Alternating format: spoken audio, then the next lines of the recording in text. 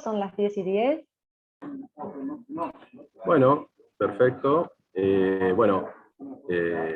La verdad es que me complace mucho presentar a mi amiga personal, Laura Zafar.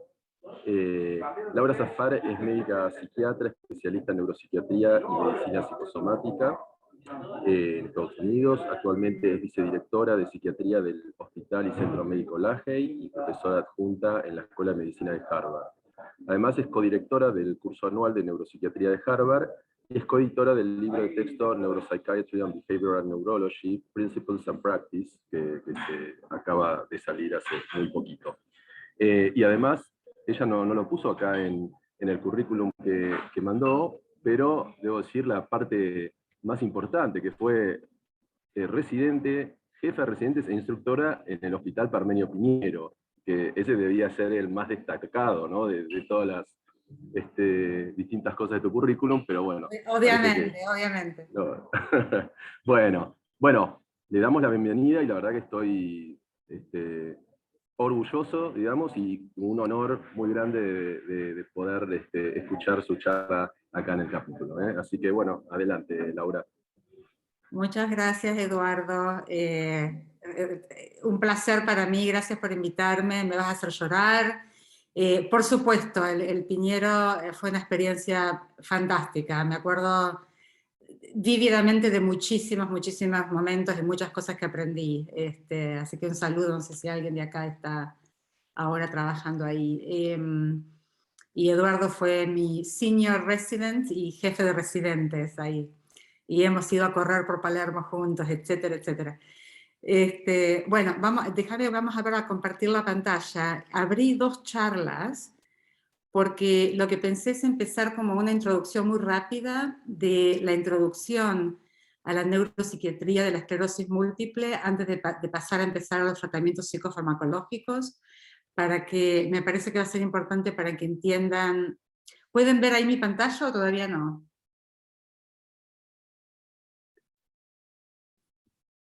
Un segundo. Ok. Ok, ahí sí la ven. Ahora sí. Okay. Sí, perfecto. No, esa no es la que quiero empezar. Para. Acá está. Ok.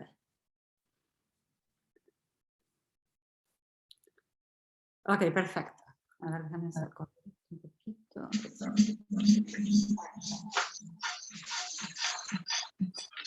Se escucha un poco de eco. No sé si alguien puede apagar un micrófono. Ok. Muy bien. ¿Sí? ¿Me pueden escuchar bien y ver la charla?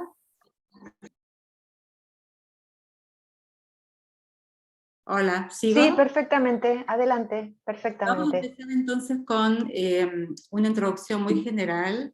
¿Por qué no está avanzando ahora? Ahí está. De la esclerosis múltiple. Acá está. Y para los que por ahí no están tanto en este tema, es una enfermedad inflamatoria y inmunológica del sistema nervioso central. En general la gente, el 85% de la gente más o menos empieza con lo que se llama relapsing remitting, como un curso de episodios que remiten, perdón que no saben los nombres en español, y la mayoría de la gente eventualmente evoluciona a un curso progresivo. Algunos pacientes empiezan directamente con el curso progresivo.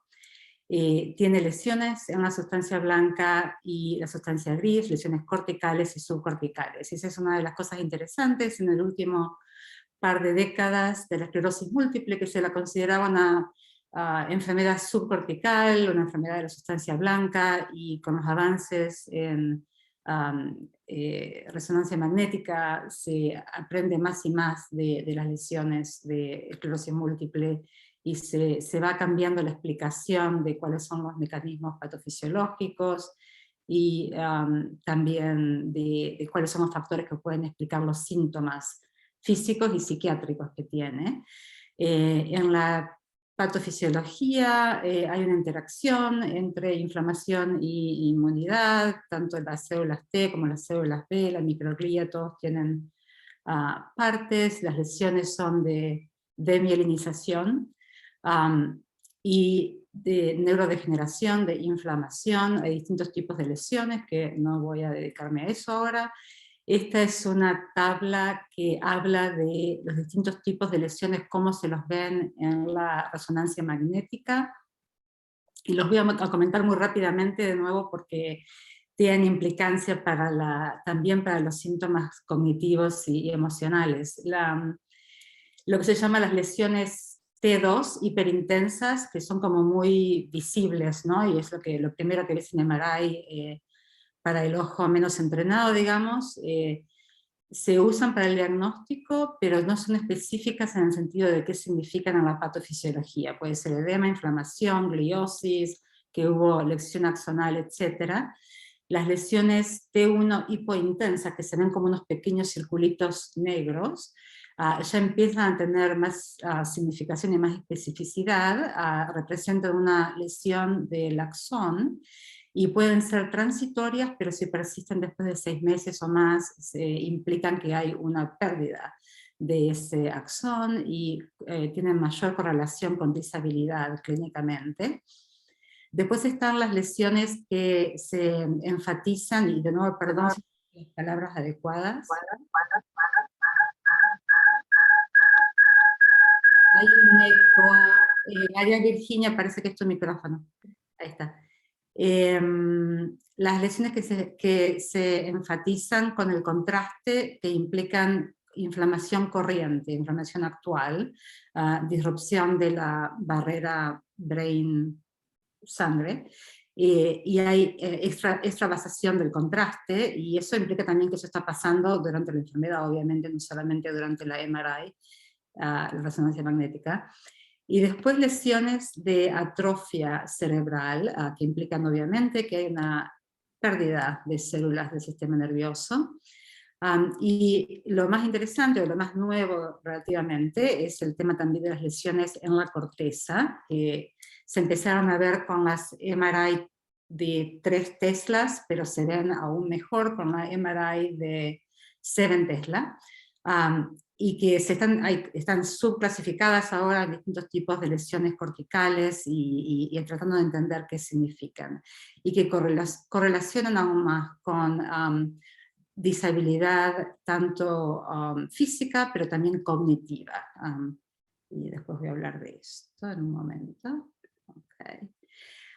Y esta es como una evolución de una resonancia magnética de la misma persona a través de los años, y esto lo vemos todos los días en las clínicas, y ayer mismo estábamos viendo un paciente con un residente, comparamos una resonancia de este año con una del 2016, y veíamos incluso un poco peor que esto, ¿no? Una pérdida, ustedes ven cómo se van enfatizando los surcos, van disminuyendo los pliegues cerebrales, un aumento de la atrofia. Y las lesiones pueden estar en cualquier lugar del sistema nervioso, lo cual hace que la presentación clínica sea muy heterogénea, y lo que me quiero concentrar hoy es en las presentaciones psiquiátricas, que son muy frecuentes. Ahora vamos a ver acá. Esta es la prevalencia en la vida, ¿no? En el curso de la vida, para la depresión mayor, con pacientes con esclerosis múltiple, 25-45%, trastorno bipolar 6%, trastornos de ansiedad 25%, psicosis 4%. Todos estos valores en general son mayores que en la población general.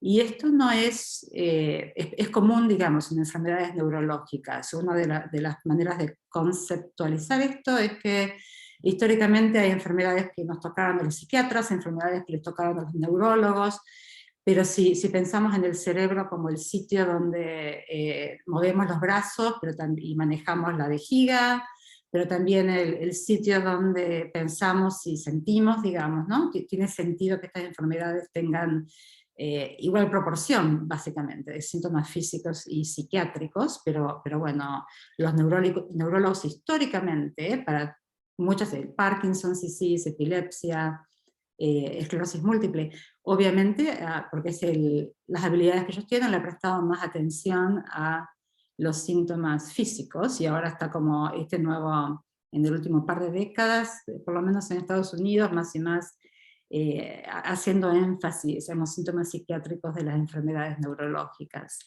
Y un par de cosas acá en esta diapositiva, lo que se llama, no sé cómo se dice, el trastorno pseudovulvar, o el afecto pseudovulvar sería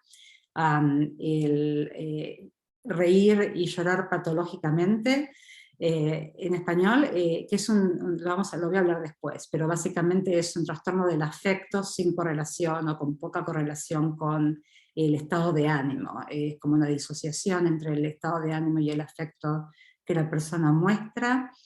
Un par de cosas por este lado, los síndromes de apatía y desinhibición, que son distintos que pensar en depresión o en impulsibilidad bipolar, por ejemplo.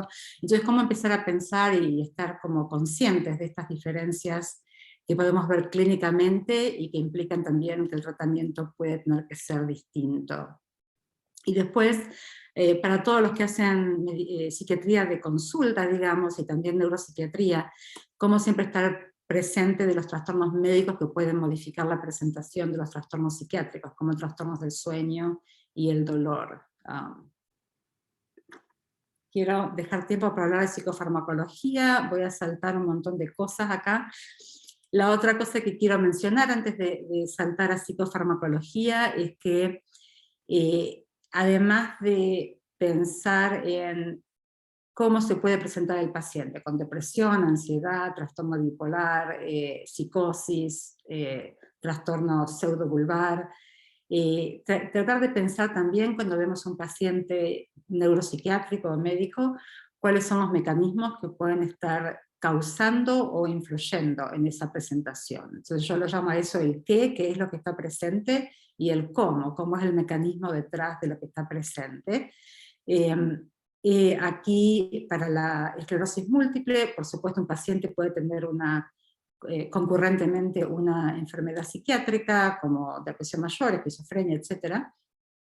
Pero sabemos, y se sabe cada vez más, que la esclerosis múltiple directamente puede causar también una presentación psiquiátrica. Y hay casos descritos en la literatura de pacientes con esclerosis múltiple que se presentan como psicosis, como trastornos cognitivos y como depresión. Y yo he visto de estos casos un poco de todo, menos de psicosis, pero sin duda gente que por años tuvieron síntomas cognitivos, por ejemplo, y tenían un poco de parestesia, y esto y lo otro, y el médico no se dio cuenta de pedir una MRI, digamos, y después se ve que se hace una resonancia magnética y hay lesiones que se ve que vienen de años, ¿no? El tema también de que puede haber medicinas que estos pacientes están tomando que modifican la presentación o causan la presentación. Voy a hablar de cada una de estas en un momento. Y me parece, y la parte psicosocial sin duda, y esto lo vemos en la clínica todo el tiempo, no solo en cómo los factores de estrés pueden contribuir a la presentación, pero también la resiliencia y los mecanismos que cada persona usa para lidiar con la realidad y cómo perciben. Podemos ver dos pacientes con el mismo nivel de disabilidad física y lesiones que realmente reaccionan de manera completamente distinta. Esta es una pequeña tabla de las medicinas que se usan. Hay más o menos unas 20 medicinas hoy en día que se usan para tratar la esclerosis múltiple. Un par de notas acerca de algunas que pueden tener implicancia psiquiátrica. En general, la mayoría son benignas desde el punto de vista de efectos adversos psiquiátricos. El interferón beta es controversial, si puede causar depresión o no, pero por lo menos tener atención, y si alguien tiene historia de depresión, monitorearlo, digamos, pero no es una contraindicación que reciban esta medicina. Lo mismo con natalizumab, que puede causar depresión.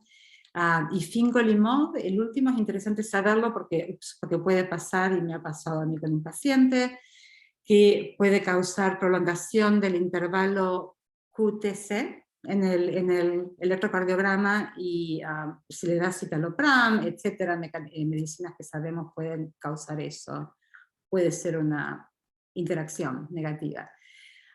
Y estas son medicinas que los pacientes con esclerosis múltiple pueden estar tomando. Por ejemplo, tenemos acá para el dolor, la espasticidad, que toman medicinas que las consideramos como depresores del sistema nervioso central y pueden contribuir a los problemas cognitivos, a la depresión, a la fatiga, que los pacientes con esclerosis múltiple tienen como uno de los síntomas.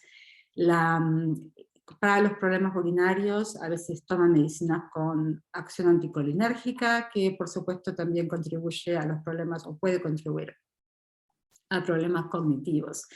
Y después, fatiga es uno de los síntomas muy comunes en esclerosis múltiple, en distintos surveys, un 83%, por ejemplo, en uno de los pacientes con esclerosis múltiple respondieron que tienen un nivel de fatiga que les dificulta el funcionamiento.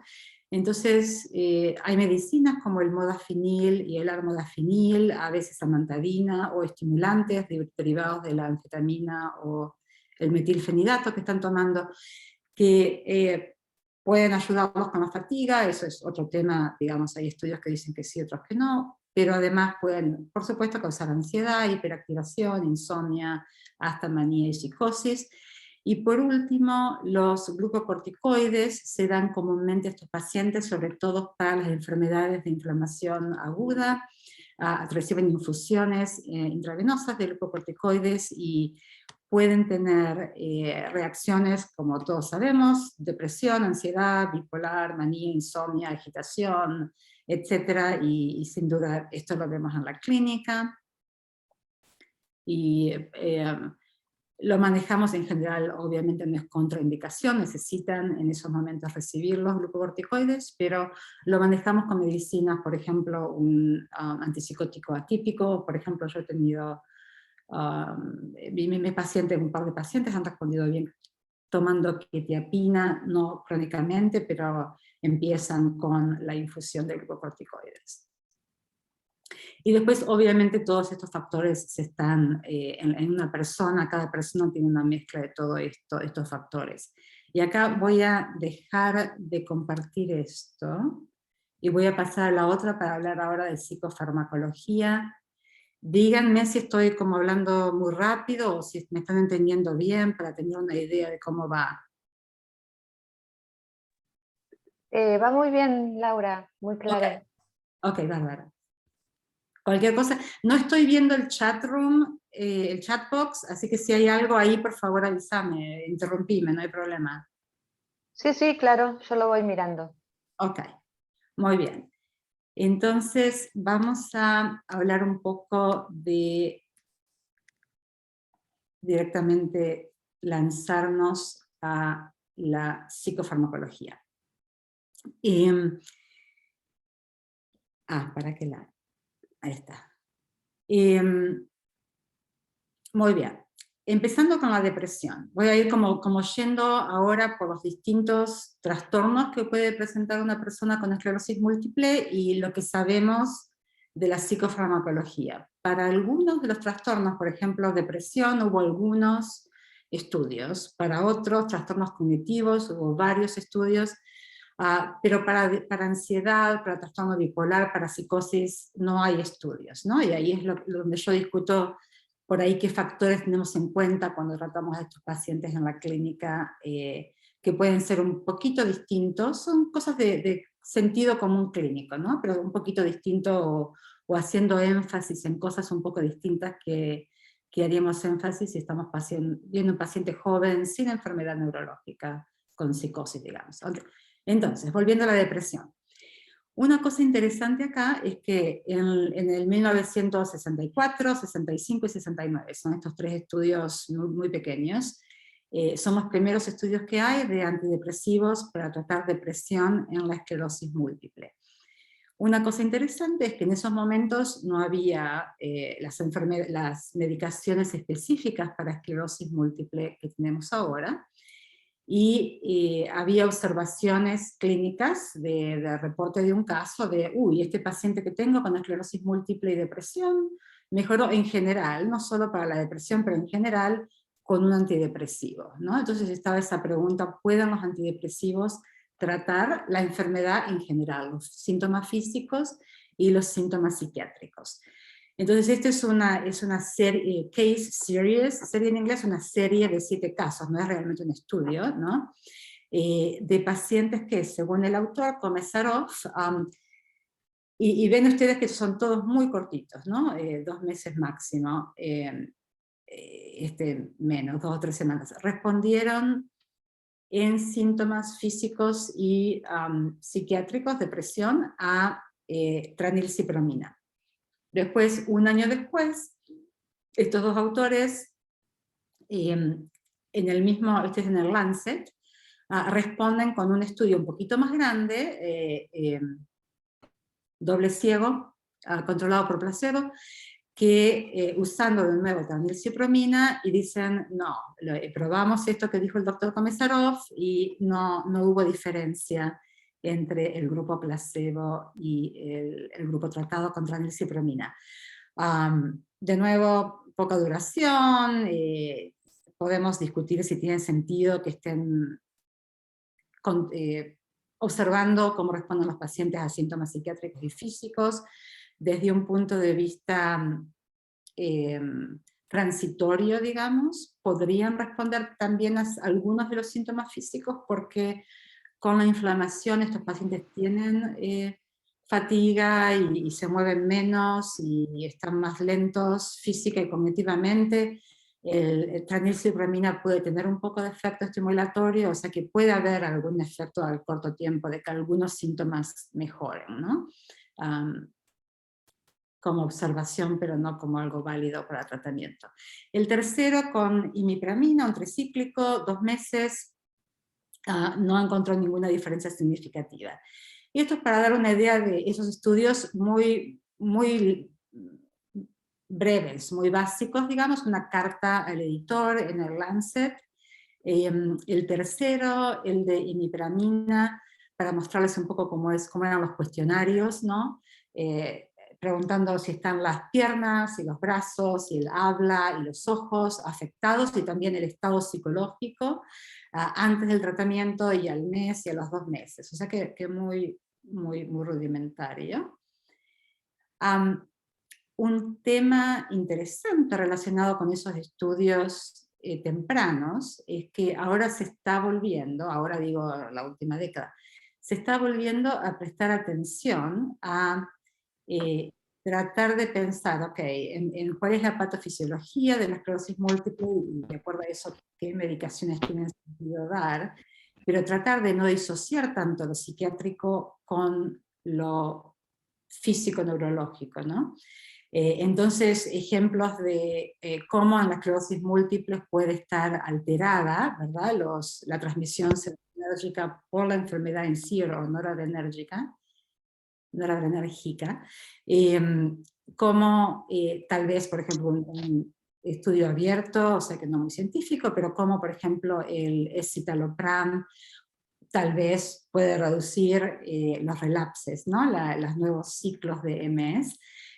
¿Qué efectos, y me interesa los colegas acá escuchando que enseñan psicofarmacología, sabemos que muchos de los psicofármacos se los ha identificado que tienen algunas funciones neuroprotectoras. Acá hay un par de ejemplos, la quetiapina, que puede asistir en la diferenciación, esto es in vitro, del oligodendrocito, la célula precursora, en un oligodendrocito que produzca mielina, por ejemplo. ¿Qué rol puede tener esto en el tratamiento, ¿no? Además de que sea calmante o antipsicótico, etc. Entonces son solamente ejemplos de cómo empezar a pensar, no, ok, tiene el antidepresivo para la depresión, empezar a pensar un poco más allá de eso. Espero estar siendo clara. Y en este momento, este es como un resumen de dónde está el campo, en ese sentido, el hecho de que estudios en animales experimentales y in vitro han demostrado que hay psicotrópicos que tienen efectos neuroprotectivos, y acá hay una lista de algunas funciones que pueden hacer, antiinflamatoria, etc. Pero que en estudios en humanos todavía uno no puede decirle a un paciente si no tiene depresión, ¿por qué no agregas fluoxetina? Porque puede proteger tu cerebro, digamos. Acá cité un par de estudios randomizados y controlados, uno de 96 semanas, otro de 108, o sea que bastantes largos, digamos, que no mostraron en vivo ese efecto neuroprotector, en pacientes con esclerosis múltiple del tipo progresiva, ¿verdad? Entonces, ahora moviéndonos a cuáles son los otros estudios que se han hecho para la depresión de medicaciones, para la depresión en esclerosis múltiple. Uno con desipramina, lo ven acá, muy chiquito, 28 pacientes, 5 semanas, efectos modestos, pero no necesariamente superior a placebo en varias de las medidas del estudio. El siguiente que hubo, con paroxetina, de nuevo pequeño, 12 semanas, 42 pacientes, la escala de Hamilton y otra, no puedo introducir en este momento. También los dos grupos mejoraron, el grupo que recibió la paroxetina mejoró un poco más que el control, pero muchas de las diferencias no eran significativas estadísticamente. Y por último y ustedes ven acá 2001, o sea que no ha habido realmente muchos, son los 3 que se han hecho. Un estudio que hizo 3 brazos, uno tratado de pacientes con depresión mayor y esclerosis múltiple. Un grupo que recibió sertralina, a ver si está la dosis, empezaron con 50, llegaron a 200. Otro grupo que recibió terapia individual, CBT, Cognitive Behavioral Therapy, terapia cognitiva conductual, y el tercer grupo, que fue un grupo de terapia de grupo de apoyo y expresivo. El grupo que recibió sertralina y el grupo que hizo terapia conductual y cognitiva, los dos tuvieron mejoría en la depresión que el grupo que recibió tratamiento de grupo. Y estos sí fueron diferencias significativas, pero es de nuevo un estudio pequeño. En conclusión, estos son los estudios sin un grupo de control, ¿verdad? Que los 2 primeros son pequeños, de nuevo son como un reporte de una serie de casos más con estudio, uno con sertralina, 3 meses ayudó, otro con moclobemida, no sé si está disponible en Argentina, no está disponible en Estados Unidos, también 3 meses y también fue beneficial. Y después un par que son un poquito más grandes, por eso un poco más interesantes, sobre todo, bueno, a ver, uno con fluvoxamina, también en general buena respuesta. Este a mí me parece un poquito más interesante porque es con un SNRI, inhibe la recaptación de, como ustedes saben, la duloxetina, de la serotonina y la noradrenalina, en general con esclerosis múltiple por la combinación de gran prevalencia de la fatiga y los problemas cognitivos. Se entiende, esto no ha habido una comparación head to head, no se han comparado los SSRIs con el SNRI en el mismo estudio, pero la idea clínica intuitiva de que por ahí medicinas que también actúan en la norepinefrina pueden ser de mayor beneficio para la fatiga y para el estado de alerta, el alerta cognitivo también. Entonces este es un estudio sin control, pero son 75 pacientes que mejoraron, y esto que está acá, MFIS, es una de las escalas, uno de los cuestionarios de fatiga que se usan en esclerosis múltiple, que yo lo uso clínicamente y es útil porque lista una serie de síntomas de fatiga física y cognitiva, ¿no? Entonces te permite monitorear la respuesta a las medicinas desde ese punto de vista más allá de la depresión en sí. En general hay correlación, pacientes sabemos que la ansiedad, el trastorno de ansiedad generalizado y la depresión mayor, fatiga puede ser uno de los síntomas. O sea que por supuesto en un paciente que tiene esclerosis múltiple y depresión mayor, puede ser que los dos factores estén contribuyendo a la fatiga, y eso lo vemos clínicamente. Entonces, esta es una tabla resumen de los estudios que ha habido, que en definitiva la conclusión es que, como ven, algunas cosas son efectivas, pero son muy pocos estudios. Entonces en la práctica clínica en general, seguimos las mismas cosas que sabemos de psiquiatría general: establecer si realmente alguien tiene depresión mayor, en lugar de un trastorno de respuesta o de ajuste al estrés, si la persona tiene una historia de respuesta anterior a un antidepresivo o un familiar, lo tenemos en cuenta como una de las cuestiones de, bueno, por ahí sube ese antidepresivo en la lista de prioridades o de preferencia. Cuáles son los síntomas que la persona tiene y lo que sabemos del perfil de efectos y de efectos adversos de un antidepresivo. Entonces, si un paciente tiene insomnia y apetito bajo, vamos a elegir más el mirtazapine. Acá los tres que tendemos a usar: bupropion, mirtazapina y vilazodona, me imagino, en Argentina. Si alguien tiene difusión sexual, lo que dije antes, que las medicinas como duloxetine y venlafaxine, que trabajan en la norepinefrina, más probable que puedan ayudar en cuestiones cognitivas, o de lo mismo que bupropion, o de fatiga. Hay un par de estudios que vortioxetina puede ayudar la cognición, posiblemente como un efecto separado de la mejora en la depresión en sí. Sabemos que la depresión mayor en sí causa problemas de atención y de la función ejecutiva, y lo mismo con la ansiedad. O sea que la idea con vortioxetina es que tal vez pueda ayudar a la cognición separado del efecto como antidepresivo. Y de nuevo, para eso también me interesa saber la opinión de los colegas psicofarmacólogos argentinos. Tenemos en cuenta sin duda el tema de la prolongación del intervalo QTC, y lo monitoreamos, y obviamente más si alguien está tomando fingolimod, en general no usamos esos medicamentos. Tenemos en cuenta que la esclerosis múltiple puede incrementar el riesgo a seizures, convulsiones, epilepsia.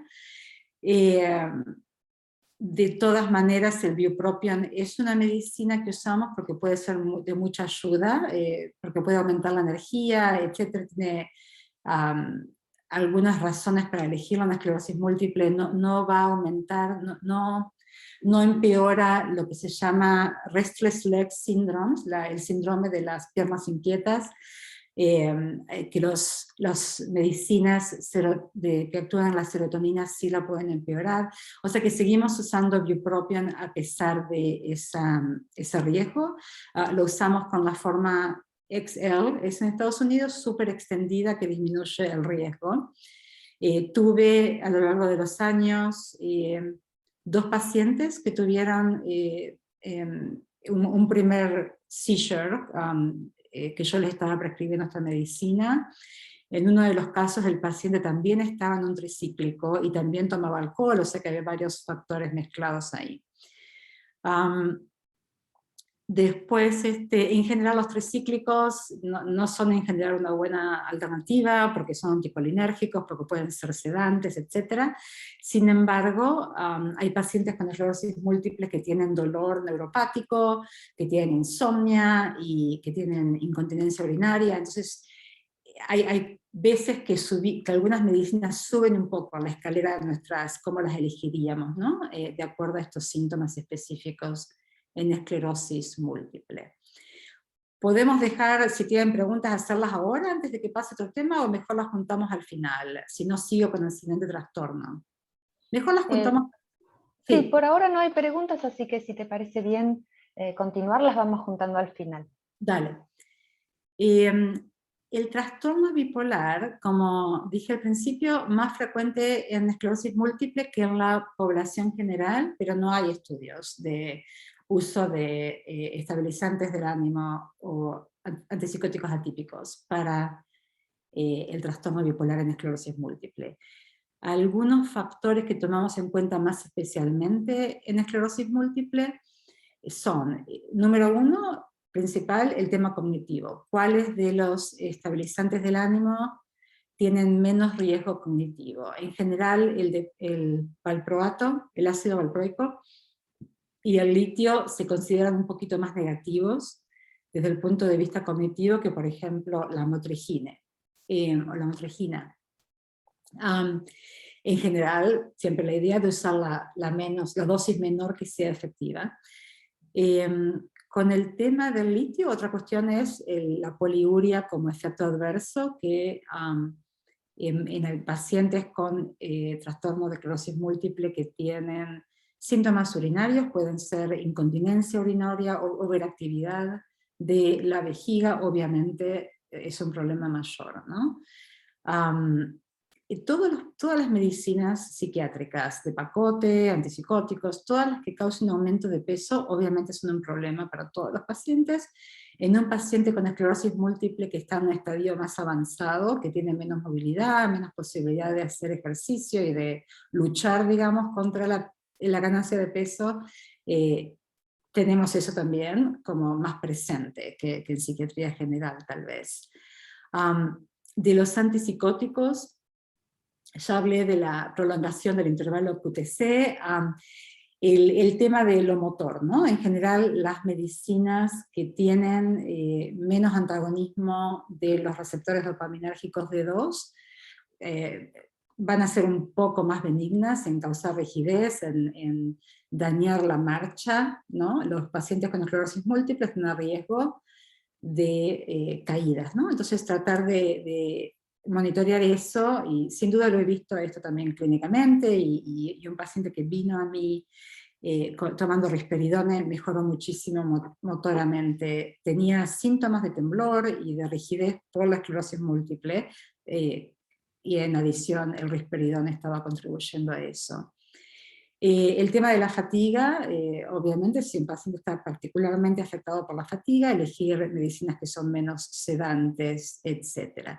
Y lo que dije antes de cómo podemos manejar cuando los corticosteroides producen manía, puede ser con litio o con un atípico antipsicótico o con de pacote. Y hay casos reportados en la literatura de todas estas cuestiones, de todas estas opciones para esa manía. Cuando yo hablo de esclerosis múltiple, me imagino que ya lo están haciendo, muchas de las cosas que digo obviamente se aplican a otras enfermedades neurológicas. Estoy pensando en el Parkinson's, por ejemplo, pero también en otras. El tema de la psicosis es interesante por esta cuestión de que hay muchos casos reportados de pacientes con esclerosis múltiple que la primera presentación fue psicosis, ¿no? Antes de parálisis o trastornos oculares o de visión. La patofisiología de la psicosis en la esclerosis múltiple se considera como la depresión, que puede ser de cualquiera de estas razones que ustedes ven listadas acá, puede ser la inflamación del cerebro.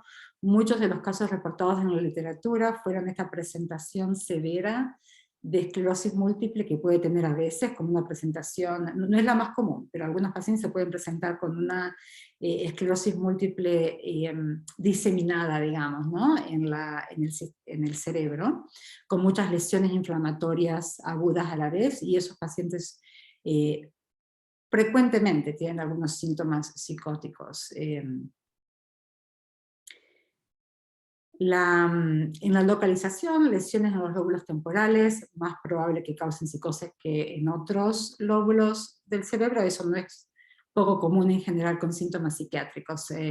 Lesiones neurológicas temporales o frontales, más probable que causen síntomas psiquiátricos que en otras localizaciones del cerebro. De las medicinas, esteroides, interferón, baclofen, estimulantes, cannabis. El cannabis, espero que lleguemos, es un tema aparte, puede causar psicosis, como sabemos. El delirium o trastorno confusional, me parece que en Argentina le dicen también delirium, si recuerdo bien, también, obviamente, como sabemos, puede presentar con síntomas psicóticos y obviamente los pacientes pueden tener un trastorno psicótico primario en paralelo. La idea de listar todo esto de nuevo es prestar atención a esto, porque más allá de que tratemos sintomáticamente con un antipsicótico, tenemos que prestar atención a esto y ver, hace falta tratar la causa de origen, sacar que la persona deje de tomar el estimulante, etc. No hay ningún estudio testeando antipsicóticos específicamente en esclerosis múltiple. Hay reportes de casos, ven acá la lista de medicinas, pero sin duda a lo largo de los años se han usado estas y otras, y los antipsicóticos son de ayuda, como son en psiquiatría general.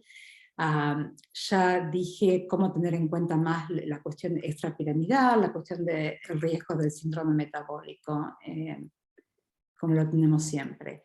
Y esto es un twist interesante, una vuelta interesante, que, como yo decía, como la psicosis puede ser parte de la presentación de esclerosis múltiple, en ese estado, sobre todo para los pacientes que tienen, cuando hablábamos de la resonancia magnética, estaba hablando de las lesiones que toman contraste, ¿no? Las lesiones que implican que hay una inflamación aguda.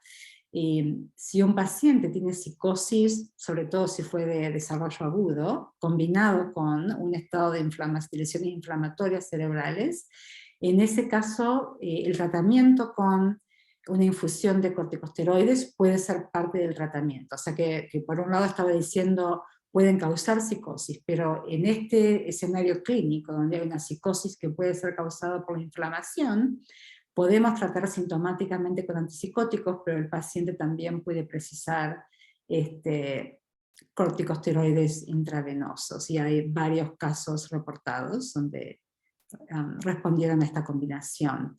Obviamente si hay delirio, siempre queremos entender cuál es la causa subyacente para el delirio. Los pacientes con esclerosis múltiple, por tener el cerebro ya con un daño en la base, en el baseline, tienen mayor predisposición para el delirio, y esto lo he visto incluso a nivel de ambulatorio, digamos, ¿no? Alguien que está con un par de décadas de esclerosis múltiple, que está tomando medicinas para la espasticidad, que son depresoras del sistema nervioso, y veo al paciente que está confundido enfrente mío, ¿no? Con un síndrome ambulatorio de delirium, perdón. Si hay medicinas, obviamente removerlas que están contribuyendo a la psicosis, obviamente depresión con psicosis, antidepresivo y antipsicótico, o trastorno electroconvulsivo. A este nivel estamos a nivel de reporte de casos en la literatura, no ha habido estudios, pero hay reporte de casos en la literatura de pacientes con esclerosis múltiple que han respondido a electroshock, trastorno electroconvulsivo. Muy bien. Lo mismo que dije de la psicosis se aplica al trastorno bipolar con síntomas psicóticos. Si esa presentación es aguda y combinada con lesiones del sistema nervioso que son inflamatorios, uno puede necesitar la combinación de psicotrópicos y corticosteroides. Trastornos de ansiedad, muy rápidamente, porque son muy frecuentes. La presentación más común es una presentación con trastorno de ansiedad generalizado, pero no hay estudios en el tema del tratamiento. Algunas de estas cosas ya las dije cuando hablaba de depresión. Un par de cosas. La buspirona, de nuevo, esto es por clínica experiencia, no ha sido estudiado, pero puede ser una buena alternativa. Acuérdense que los inhibidores de la recaptación de serotonina pueden empeorar el síndrome de Restless Legs Syndrome, síndrome de piernas inquietas, me imagino que se llama, o sea que monitoreen eso, porque obviamente eso empeora la calidad de sueño. Al empeorar la calidad de sueño, empeora la fatiga al día siguiente, empeora el funcionamiento cognitivo al día siguiente, o sea que por ahí están como tratando de tratar la depresión a la ansiedad, pero después contribuyendo al empeorar el Restless Leg Syndrome, contribuyendo a algunos de los síntomas de depresión y de pobre funcionamiento. El gabapentin o el pregabalin jamás los prescribo yo en psiquiatría general, pero si un paciente con esclerosis múltiple tiene neuropatía o tiene restless leg syndrome o tiene hot flashes, los síntomas de calor en la menopausia, entonces ahí es más probable yo que esté usando gabapentin en un paciente con MS, con esclerosis múltiple, que en la psiquiatría general. Y en general en neuropsiquiatría, como en psiquiatría general, las benzodiazepinas no son una buena elección, problemas cognitivos, de marcha, aumentan el riesgo de caídas, etcétera, etcétera. Insomnia, no vale la pena que nos detengamos mucho en esto, en esta charla. Por ahí algo interesante es que se ha estudiado de que parece que algunos pacientes con MS pueden tener una menor secreción de melatonina endógena, entonces tal vez la melatonina como una primera elección, que es relativamente benigna, tenga mayor eficacia que en la psiquiatría general. Esto todavía se está siendo estudiado, pero para considerar melatonina. Lo demás más o menos ya lo dije. Y los trastornos cognitivos. Primero déjenme explicar un poquito qué son. Un 80% o más de los pacientes con esclerosis múltiple tienen algún nivel de problema cognitivo. Y eso puede ir desde síntomas muy leves que no dificultan que sigan trabajando o estudiando o teniendo una vida satisfactoria o feliz, hasta todo el espectro, hasta la demencia, el trastorno de demencia o trastorno cognitivo mayor a causa de esclerosis múltiple. Tenemos en la clínica ahora con un residente, un oficial de policía que era inspector y manager, no sé, llegó a un rango bastante alto y que su presentación de esclerosis múltiple, por ejemplo, es un trastorno cognitivo realmente rampante, que tiene demencia completa y está en los 40 y pico de la hora. Entonces, las funciones cognitivas más comúnmente afectadas son la atención, la memoria, pero en la memoria hay como tres, es más complejo, pero hay tres estadios básicos, que son el incorporar la memoria en el cerebro, el almacenar la memoria y después el retirarla, el poder usarla, ¿no? Las partes de la memoria más afectadas en esclerosis múltiple son esto de incorporarla, lo que se llama el encoding, y el retrieval, el poder sacarla para usarla. La parte de almacenamiento, que es en los lóbulos temporales medios, en general no está afectada. Entonces dije, atención, sobre todo la concentración, la atención sostenida, la memoria de encoding y retrieval, y el tema de lo que se llama los trastornos de la función ejecutiva.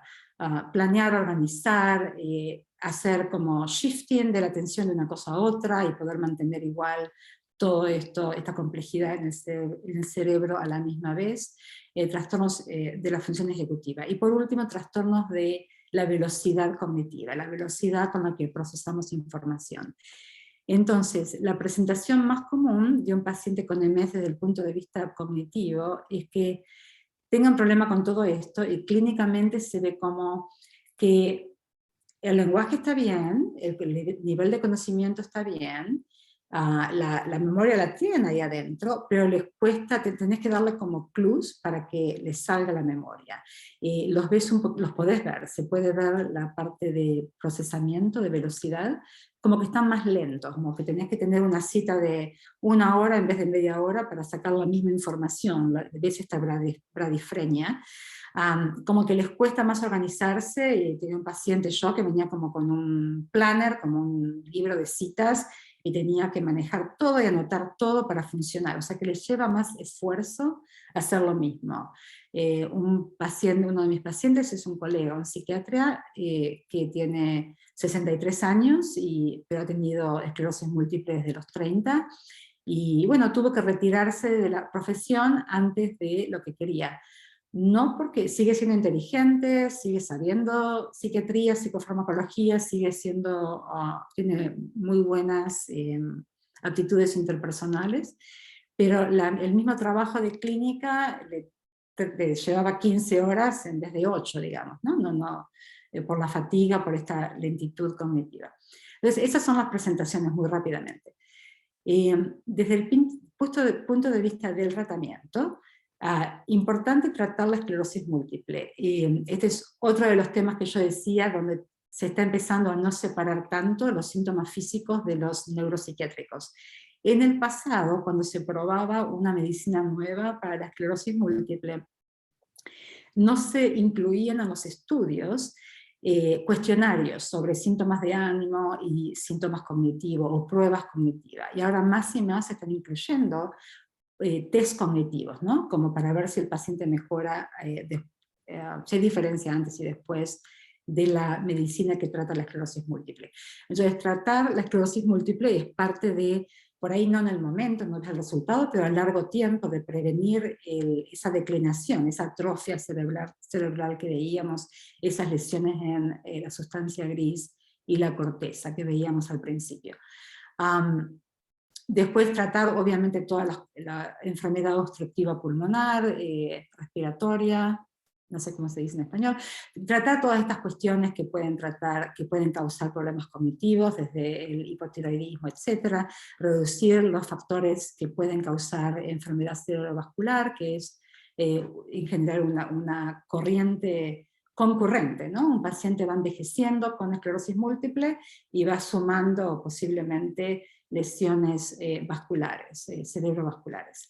Tratar la depresión, la ansiedad, el insomnio, porque como dije, todas estas cosas también causan problemas cognitivos. Reducir la polifarmacia, tratar de bajar la dosis de las medicinas que son depresoras del sistema nervioso, revisar cómo el paciente está usando marihuana, espero llegar, no tengo tiempo para hablar de eso.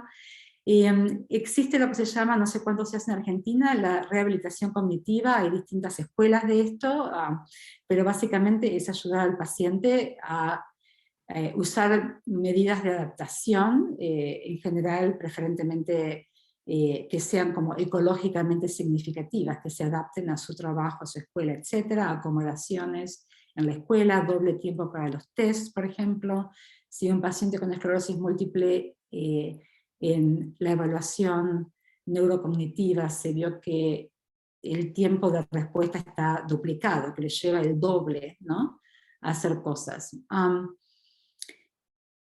Y después de hacer todo eso, o en paralelo con hacer todo eso, está el tema de qué ha pasado con los estudios de medicinas para los trastornos cognitivos en esclerosis múltiple. Y la evidencia es medio mezclada, y clínicamente las medicinas que más frecuentes se prescriben para esto son los estimulantes, y en segundo, los neurólogos tienden a prescribir un poco más los inhibidores de la colinesterasa. Ahora les voy a mostrar qué sabemos por los estudios. Y en general yo tomo un approach muy clínico, sabiendo lo que se sabe de los estudios, paciente por paciente, tratando de entender cuáles son los síntomas, cuál es el funcionamiento ahora, cuáles son las metas que y los síntomas que vamos a poner como target, ¿no?, y como para observar la respuesta, y después lo vamos midiendo, y si no hay claridad, y medimos también que no haya efectos adversos, y si no hay claridad de que esté ayudando, hacemos una vacación de la medicina por un par de meses, un mes o una semana, para comparar el funcionamiento sin y con estimulantes, ¿no? En general, dentro de la limitación de que no ayuda a todos y de que hay un factor estático, ¿verdad?, de la enfermedad que uno no puede inhibir o contrarrestar totalmente con la medicina. En general, mis pacientes tienen algún beneficio de los estimulantes, dicho esto muy rápidamente. Entonces, esta es una tabla de resumen de los estudios que se han hecho con estimulantes. Por supuesto, estos son estudios un mes, 2 semanas, estamos pensando en este caso como con el trastorno de la atención, ¿verdad?, de que alguien después va a estar en esta medicina potencialmente por meses o años, ¿no? Este es un estudio pre- y post-dosis en enfermedades en pacientes, en personas con esclerosis múltiple, pequeño, 1 hora antes y después del estimulante, estudios de pruebas de atención, mejoría significativa, acá mejoría de la velocidad de procesamiento, de la working memory,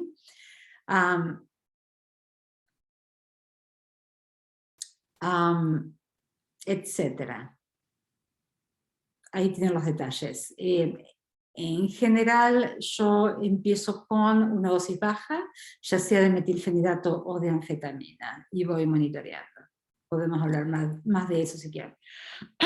Los estudios de los inhibidores de la acetilcolinesterasa están acá, el resumen, y muy contradictorios. Algunos estudios que demostraron mejora, estos son un poquito más largos, algunos de ellos de todas maneras, no todos. De nuevo, la pregunta es qué es lo que estamos tratando de lograr, ¿verdad? Esos son estudios empíricos, no se sabe realmente que en estos pacientes haya una disminución de la función colinérgica, ¿no? Entonces, estas medicinas hacen un boost de la función colinérgica, la acetilcolina está envuelta en la memoria, sobre todo, y la indicación más tradicional es para la enfermedad de Alzheimer y también para la enfermedad de cuerpos de Lewy body. En esos dos casos, en Lewy bodies, incluso un poquito más agudo, se puede ver una mejoría. Como usos menos tradicionales, en neuropsiquiatría y en neurología, los neurólogos, los inhibidores de la acetilcolinesterasa se usan para trastornos cognitivos en epilepsia, en esclerosis múltiple, en otras enfermedades que traen problemas cognitivos. Como ustedes ven, los estudios en esclerosis múltiple, algunos que mostró mejoría en la memoria, otros que no mostró ningún efecto. O sea que no es posible hacer una buena conclusión, digamos. Yo los reservo para situaciones de pacientes que tienen un trastorno ya más de un nivel de trastorno de conocimiento más severo, más cerca de la demencia. No los uso en general para alguien que está todavía trabajando, estudiando y que precisa una respuesta un poco más inmediata, digamos. Y es difícil medir clínicamente, pero eso pasa también cuando los usamos para la enfermedad de Alzheimer.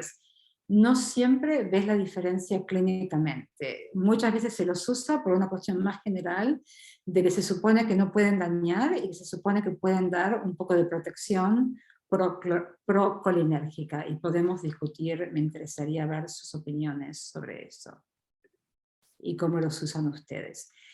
El modafinil y el armodafinil son medicinas que están aprobadas en Estados Unidos para la fatiga, sobre todo en trastornos del sueño, pero si recuerda bien, el armodafinil está aprobado también para la fatiga en esclerosis múltiple. Los neurólogos los usan comúnmente para tratar de ayudar a la fatiga en esclerosis múltiple, y hay estudios que muestran mejoría en algunas funciones cognitivas, y como ven acá, otro estudio que mostró que no mejora, ¿verdad? No los elijo en general como mi primera opción, tiendo a ir más a los estimulantes, pero si alguien tiene fatiga muy prominente, tal vez yo empiece con uno de estos agentes o colabore con el neurólogo para esta prescripción. El dalfampridina y fampridina son medicaciones que se usan en esclerosis múltiple para la marcha, para mejorar la gait, la marcha creo que se diría. Y como tienen una función estimulante, digamos, se incluyeron en los estudios de la marcha, se incluyeron medidas cognitivas, digamos, pero no era el primer efecto que se buscaba. Y acá ven, no mejoría, no mejoría para fatiga cognitiva, un test verbal fluency, la facilidad de traer palabras en pruebas que, por ejemplo, ¿cuántas palabras puedes decir en un minuto que empiezan con la letra F? Esa es una prueba de verbal fluency, ¿no? Mejorías en algunas de estas pruebas, el PASAT es otra prueba, el Symbol Digit Modality Test, el SDMT, muy usado en esclerosis múltiple, también mide la velocidad, la función ejecutiva, mejoró en este caso. O sea, de nuevo, resultados medio mezclados, no está claro en este momento, yo no los prescribo. La otra cosa que quiero decir acá, la amantadina, 3 estudios mostrando que empeoran los síntomas. Entonces, si se llevan una cosa de hoy, no usen, perdón, no sé si dije amantadina, la memantina, no usen memantina en pacientes con esclerosis múltiple. Puedo seguir si no están aburridos, tengo unas slides more, lo voy a hacer más rápido para que tengamos tiempo de discutir. El síndrome de afecto pseudovulvar, ya describí lo que es. Hay reportes de caso y estudios pequeños, históricamente de hace 20, 30, 40 años, que habían demostrado que los tricíclicos y los inhibidores de la recaptación de la serotonina pueden ayudar a este síndrome. Hay reportes de casos con todos estos agentes que ven acá. Entonces, en general, cuando un paciente me llega a mí, si el neurólogo me lo refirió, nunca he recibido un referido que sea para un síndrome pseudovulvar. Siempre es alguien con depresión o trastorno bipolar que en adición, o sea, el trastorno pseudovulvar, ustedes lo pueden ver concomitante con el trastorno del ánimo, ¿no? Y es importante saber que existe para reconocerlo. Yo al principio me parece que me lo perdí algunas veces, pero yo veía a un paciente con un problema neurológico. Yo empecé en neuropsiquiatría hace unos 15 años, rápidamente, más o menos. Y veía a un paciente y yo decía, bueno, llora un montón, ¿no? Está deprimido, pero ¿cómo llora esta persona? Y estaba yo viendo a esos pacientes sin en ese momento reconocerlos con una combinación, ¿verdad? O otro paciente que se reía mucho. Combinación de un trastorno del ánimo con este trastorno pseudovulvar, ¿no? En esos casos yo trato el trastorno del ánimo, el trastorno primario, y en mi experiencia clínica el 100% de las veces el trastorno de pseudovulvar también mejora. O sea que muy raramente he usado yo solamente en un par de casos esta combinación, no sé si está disponible en Argentina, del dextrometorfano y quinidina, que ha sido testeada. Uno de los estudios fue multicéntrico, ¿no? Tengo una vaga sensación que tal vez Argentina era uno de los sitios donde se estudió. Como ven acá, 2 estudios doble ciego, probando esta combinación para el trastorno pseudovulvar con respuesta, incluyendo pacientes con esclerosis múltiple. Luego, después se ha probado esta medicina también para agitación, otros síntomas en la enfermedad de Alzheimer. Y después el tema del cannabis, de la marihuana, o los productos del cannabis. Hay una docena de estudios más o menos que han demostrado que el cannabis puede ayudar realmente el dolor neuropático, el dolor en los pacientes con esclerosis múltiple y el dolor por espasticidad. Entonces, ya había como anecdóticamente una corriente entre los pacientes con esclerosis múltiples, hay como grupos, chats, hay como una cosa así de grassroots muy activa.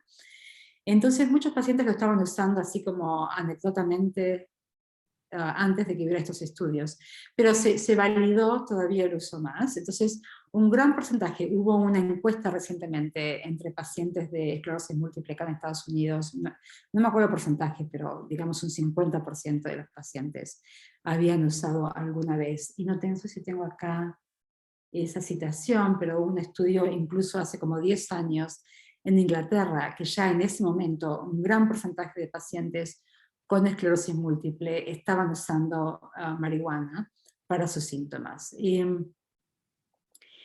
Los estudios, cuando esto se testeó más científicamente, los estudios en general usaron distintas combinaciones de tetrahidrocannabinol y cannabidiol, THC y CBD, se los dice acá en Estados Unidos.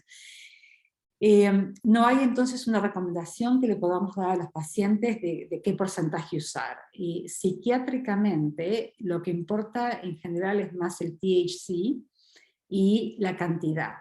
Entonces, el uso diario, sobre todo con gran porcentaje de THC, puede causar, primero que todo, un efecto negativo cognitivo, ¿no? Y esto ha sido demostrado, creo que tengo un par de citaciones acá, distintos patterns de activación cerebral, cuando se les hace hacer una tarea cognitiva a los pacientes y se va mirando su resonancia magnética funcional, ¿no? Mucha mayor ineficiencia, la resonancia muestra que no están usando su cerebro tan bien los que están usando el cannabis. Supuestamente reducción de volumen mayor, los heavy users, ¿no? Los que usan cannabis mucho, etc. Además de la cosa cognitiva, puede, como sabemos, desencadenar psicosis, empeorar el ánimo, etc.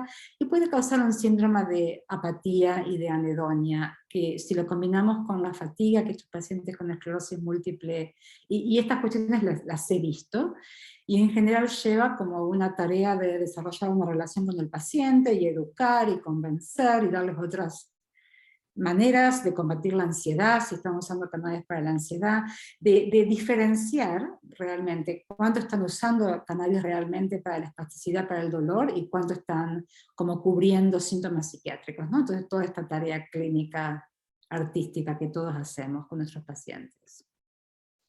Un par de estudios recientes de cannabis, Dr. Anthony Feinstein es uno de los investigadores de la neuropsiquiatría de esclerosis múltiple, él está en Canadá, y hizo un par de estudios pequeños, pero interesantes, 40 individuales personas con esclerosis múltiple que usaban cannabis todos los días, los dividió en dos, les aplicó cuestionarios cognitivos y cuestionarios de depresión, antes y después. Los que pararon el cannabis mejoraron en las pruebas cognitivas y mejoraron en los cuestionarios de depresión. Sin embargo, a pesar de ser educados después del estudio, en que mira cómo mejoraste en estas dos cosas, volvieron a usar cannabis al día siguiente que terminó, todos, el 100% volvieron a usar cannabis al día siguiente. O sea que un tema complejo y que lleva un trabajo arduo en la clínica, trabajar en esto. Y el tema del CBD, de si puede ser más benigno e incluso tener algunos beneficios para ansiedad, etc. Me parece que esto es lo último, sí, y podemos dejar de compartir y abrir para preguntas. Un segundo, a ver. Let's see, how do I stop sharing? Here we go. Ok. Espero que se haya entendido más o menos y que alguien esté todavía prestando atención. Aquí estamos, aquí estamos. Muy interesante, muchísimas gracias por todos los aportes. Realmente muy interesante. Gracias. Tengo yo también preguntas para ustedes, así que si nadie me hace una pregunta... Muchas gracias. Preguntas hay, muchas. Eduardo. Bueno, perdón, mi internet no es muy bueno, pero a ver, una pregunta que quería hacerte es en relación a lo que vos dijiste en la psicosis y de pacientes que por ahí fueron diagnosticados como psicóticos y resultaron tener esclerosis múltiple, porque acá, si te acordás, si no cambió mucho desde la época que te fuiste, los pacientes psicóticos en general en espacios públicos no se les hace una resonancia, o eventualmente una tomografía, así con suerte, pero que tuvieron justo la suerte bendita de que a alguien se le ocurrió. Entonces, digo, pensá en ese sentido en un clínico medio ciego en relación a la resonancia nuclear magnética. ¿Qué es lo que, por ahí, qué otro dato clínico vos tendrías en cuenta como para decir en un paciente de primera vez psicótico, a esta persona lo tengo que hacer revisar neurológicamente, o le tengo que pedir una resonancia o una tomografía, digamos, qué dato clínico, más allá de su episodio psicótico, si hay algo de su psicosis, alguna cosa diferencial clínica para tener en cuenta? Bueno, esa sería la pregunta. Esa es una pregunta que se aplica a la psicosis y se aplica a la depresión y a los síntomas cognitivos, y es una pregunta muy vigente y que también no está resuelta acá, digamos. A ver, en general, no solo para la psicosis, ¿no? Pero en general, las cosas que uno toma en cuenta. Primero, factores epidemiológicos, ¿no? Si la persona se está presentando con problemas psicóticos o de ánimo o de cognitivos que más o menos responden a lo que uno esperaría, ¿no? Por ejemplo, alguien que empieza con depresión, un síndrome de depresión mayor a los 55 años, más raro, ¿no? No es la edad de onset común, ¿no? Entonces, como tener en cuenta esos factores, la presentación en el contexto demográfico, digamos. Después, clínicamente, y todo esto es muy subjetivo, y estoy consciente de lo que estoy diciendo es muy subjetivo. La sensación, sí, de los problemas cognitivos que tiene la persona parecen más profundos que lo que uno esperaría en alguien con psicosis o depresión mayor o ansiedad, como que son peores de lo que uno esperaría, ¿no?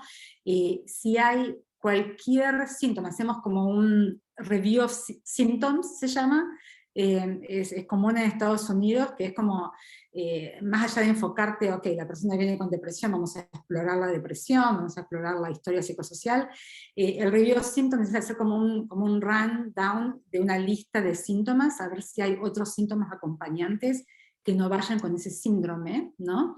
En el caso de una paciente mía, por ejemplo, con depresión mayor, que empezó a los 40 y pico, el doctor de cabecera, ella fue con su depresión al doctor de cabecera, ella tenía, no me acuerdo, ponerle 43 años, nunca había tenido depresión antes y tenía parestesias, ¿no?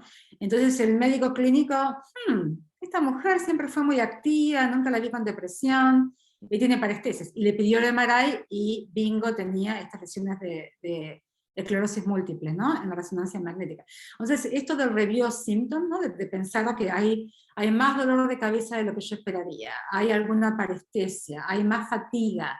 De nuevo, todo esto es subjetivo porque la depresión y la ansiedad pueden causar fatiga, ¿no? Pero es más de lo que yo esperaría, ¿no? Estas como puntas clínicas, digamos.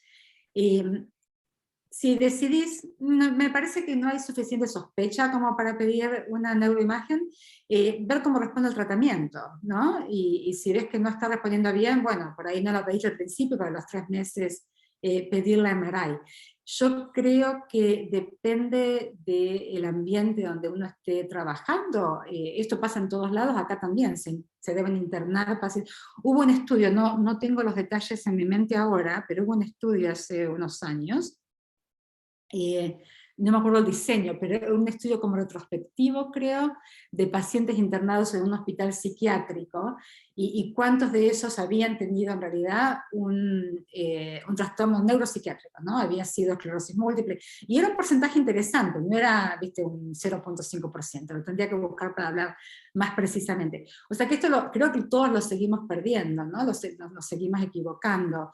Yo vi una paciente en clínica, esto hace de nuevo como unos 15 años, una empleada del hospital, con historia de trauma, que se presentaba con una mezcla de mucha emocionalidad, muy emotiva, muy labile, y yo pensé que era parte de su trauma, de trastorno postraumático, ese trastorno de personalidad. Al año más o menos fue diagnosticada con enfermedad, demencia frontotemporal, ¿no? Entonces que todos nos seguimos perdiendo en estos casos, porque no lo pensamos siempre y no estamos haciendo MRI en todo el mundo, ¿no? La pregunta es, y esto lo discutimos hace poco en una reunión del hospital, los neurólogos, por ejemplo, tampoco hacen, si alguien viene con dolor de cabeza, y parece el dolor de cabeza, o parece una migraña habitual, o parece el dolor de cabeza de tensión, ¿no? O lo que sea, o cluster headache, ¿no? Si responde al síndrome, a la edad de onset, no piden MRI en todo el mundo que viene con dolor de cabeza, ¿no? ¿Cómo decidir, no? O la hacemos en todos, es costosísimo, ¿no? Creo que tenemos en cuenta estas cosas que te dije, y creo que seguimos perdiendo casos. En mi caso, como neuropsiquiátrica, lo que pasa es que en este momento todos los pacientes que recibo, bueno, ahora es distinto porque cambié de trabajo, hay una mezcla, pero hace un año, todos los pacientes que recibía venían ya del neurólogo con un diagnóstico neurológico, y eso obviamente cambia esa pregunta. Sí. Yo lo pongo al revés. El caso de una persona con esclerosis múltiple que desarrolla un primer episodio posterior al diagnóstico de esclerosis múltiple y que anda bien, es un caso que vi esta semana, un consultorio particular. Y el tema es las recaídas cuando se retira el antipsicótico, pero la recaída psicótica, cuando se retira porque lo suspendió porque aumentó mucho de peso, después de muchos años, tiene recaídas cuando suspende el antipsicótico, ¿no? Antipsicóticos usaron dosis bajas, por ahí no dosis de psicosis en esquizofrenia, ¿no? Digo, ¿qué opinión respecto del tratamiento antipsicótico de largo plazo en función de algunas controversias que hay acerca de la atrofia, la reducción de volumen cerebral con antipsicóticos, el uso a largo plazo, más allá de esclerosis múltiple?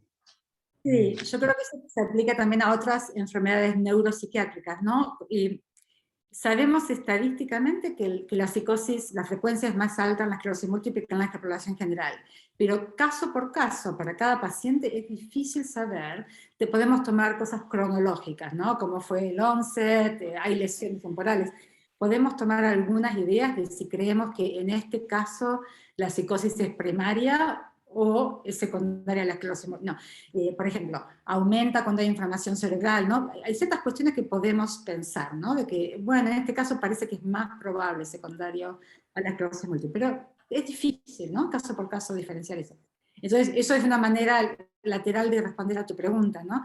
En general, lo que yo hago es, me parece que lo que vos estás haciendo, que es seguir el paciente y cuando hay una remisión, pensando que puede haber un componente de que es secundario a la esclerosis múltiple, si está estable de la esclerosis múltiple, si no hay lesiones agudas, si está estable psiquiátricamente, voy reduciendo la dosis, como no, cuidadosamente, monitoreando y educando al paciente y a la familia de las posibilidades de reincidencia de los síntomas psicóticos.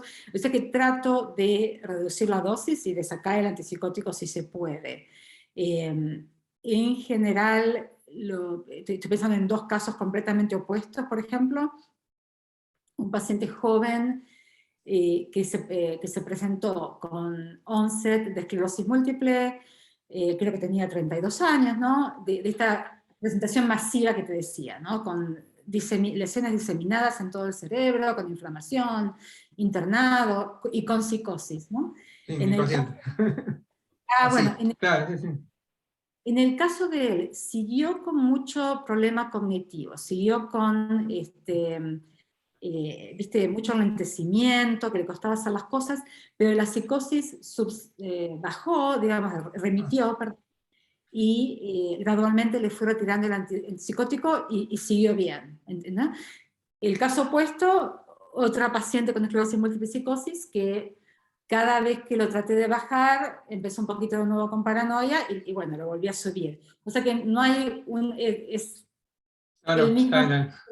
técnico que seguimos, ¿no? Con algunas cuestiones así. Se me ocurre que quizá por ahí unas neuroimágenes, si hay una recaída psicótica muy full, con todo, para ver si es una comorbilidad o es una secundaria, ¿no?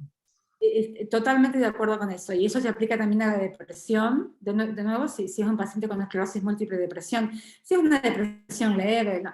Pero si hay una depresión de repente muy aguda, y hay mucha fatiga, y en vez de, ok, vamos a aumentar la faxina, decir, levantar bueno, en realidad hacemos comunicación por email, llamar al neurólogo, che, ¿qué te parece? Repetimos una resonancia, o le querés hacer un examen neurológico, totalmente, estoy de acuerdo, se aplica a la psicosis, a la cognición y al ánimo también.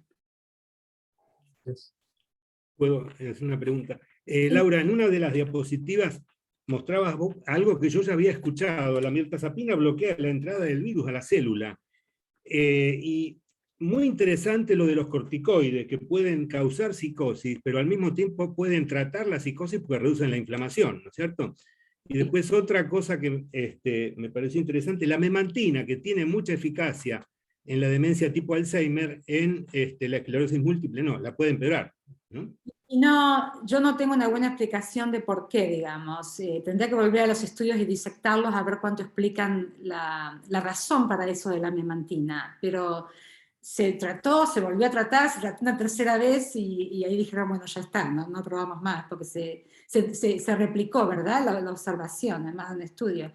El tema de la mirtazapina yo lo aprendí de un neurólogo, de especialista en esclerosis múltiple, que me dijo que él a veces la usa los pacientes con esclerosis múltiples, con algunas de las medicinas que tratan esclerosis múltiples, como el Tysabri, pueden tener una infección, porque las medicinas que tratan esclerosis múltiples modifican la inmunidad, ¿no? Entonces, a veces son más susceptibles a algunas infecciones virales, como el JC virus, no sé, JC, el virus JC, que puede producir una encefalomielitis, ¿no? Entonces se miden, en los pacientes que están recibiendo estas medicinas, se miden los títulos de anticuerpos anti-JC virus. Estas son cosas que maneja el neurólogo, yo las he aprendido lateralmente, digamos, así que si alguien sabe más de esto, me interrumpe. Pero bueno, en los pacientes, y de acuerdo al título que llegan, se para esa medicina, ¿no? Porque aumenta mucho el riesgo de contraer esa enfermedad viral. Y él me decía que él usa mirtazapina a veces en pacientes que igual para la medicina, ¿no? Que puede causar esto, pero que la usa como una protección, digamos, supuesta, no sé cuánto está probado esto, clínicamente, porque viste que está esta disociación entre lo que se vio in vitro, por ejemplo con la fluoxetina, y lo que después vieron en estudios, ¿no? No creo que esto de la mirtazapina esté probado, no sé, muy en humanos, pero él me dice que la usa a veces por una supuesta protección contra el JC virus. Y tu segunda observación era lo de... No, los corticoides que pueden causar psicosis y al mismo tiempo pueden mejorarla porque reducen la inflamación, ¿no es cierto? Exacto, y esto se usa mucho y eso es un tema de otra charla, y es más algo que saben más los psiquiatras de consulta, que trabajan más en la internación médica, para todas las encefalitis límbicas, ¿verdad? Las encefalitis agudas, que pueden ser de síndromes paraneoplásticos o que pueden ser independientes, ¿no? Como autoanticuerpos que afectan el cerebro especialmente, puede estar afectado a distintas partes del cerebro, pero si afectan el sistema límbico pueden causar psicosis, depresión, agitación, de todo, ¿no? Eso es otra presentación psiquiátrica de un problema médico, que en general es más difícil que uno se la pierda en la clínica, porque son mucho más agudas, son pacientes que además tienen problemas de confusión, los ves que no estás bien, vos sentís, este paciente no sé qué está pasando, lo voy a llamar al médico, ¿no? Pero bueno, para las encefalitis en general, eso es verdad, que se usan los corticoides, las infusiones de corticoides, para disminuir esa respuesta inmunológica, disminuir la inflamación en esas encefalitis autoinmunes, límbicas en general, y también en el caso de la esclerosis múltiple. Y ha habido reportes de casos, justamente hace poco hubo uno, de un paciente que presentaba las dos cosas a la vez, que tenía esclerosis múltiple y una de estas, como que hay un disarray, un quilombo en el sistema inmunológico, ¿no? Y esta persona tenía la combinación de esclerosis múltiples y esta encefalitis autoinmune, y bueno, y se usan los corticoides de manera aguda en esos casos, y después se van como tapering, ¿no? Como reduciendo la dosis gradualmente. Gracias. Bien. Laura, aquí teníamos una... Ah, perdón. Bueno, ¿Analia? pregunta Laura, sí. Bien, yo te quería consultar, Laura, cómo trabajás lo no farmacológico, ¿no? Los pacientes que me tocó atender, el neurólogo me dice que no me puedo estresar, ¿no? Y qué propuesta hacen desde el servicio donde trabajas. Sí, claro, la charla esta era de psicofarmacología, obviamente, o sea que todo lo demás no lo comenté. A ver, primero te cuento un poco de qué estudios hay y después de lo que uno hace en la clínica, ¿no?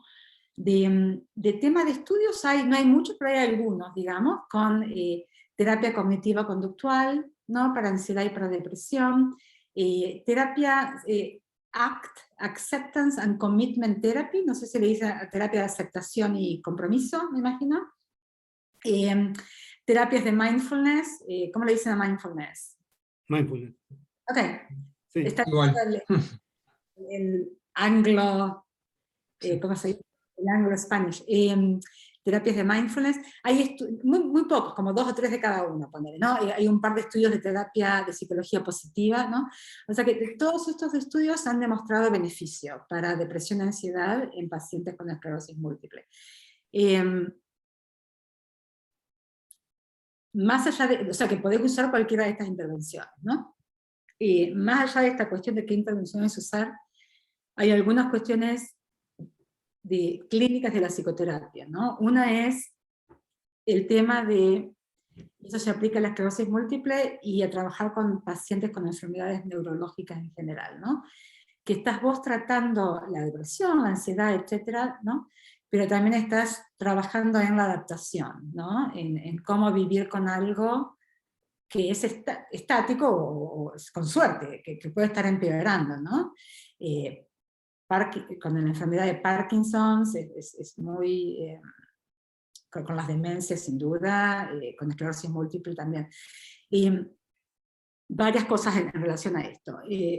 Una es que tenés como que tratar de reinventar y de redefinir para esa persona, bueno, qué significa la enfermedad, cómo se está adaptando a la enfermedad, como con cualquier enfermedad, cómo está pensando y obsesionándose todo el tiempo en la enfermedad y haciendo su vida un sinónimo de la enfermedad, o está aceptando y tomando tratamiento, pero está tratando de a la vez expandir otras partes de su vida, ¿no? Que la nutren, que le den apoyo, etc. Si un paciente está presente, un paciente que está empeorando mucho, que tiene mucha dificultad funcional, ¿no?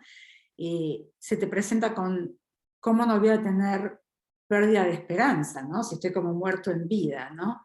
Como cuesta un montón a veces, pero no pegarse a eso, ¿no? Como seguir desafiando esa idea de que tener una enfermedad terminal significa que estás terminado, ¿no? Y es como, la expresión para mí es como redefinir, hope es la palabra en inglés, cómo uno redefine esperanza, ¿no? O hope, para cada persona, ¿no? ¿Qué definición le das? Para una paciente, por ejemplo, con la que yo trabajé, que es un caso muy claro, que tenía una enfermedad neurodegenerativa que se llama degeneración corticobasal, ¿no? Y ella era pintora. Una de las cosas que Eduardo no dijo es que hice un máster de arte terapia, ¿no? Creí que ibas a decir eso cuando decías una sorpresa. Bueno. Yo lo que hice con ella es como que fui a su estudio de arte a ayudarla a poder seguir haciendo arte, a pesar de sus problemas cognitivos y físicos, ¿no?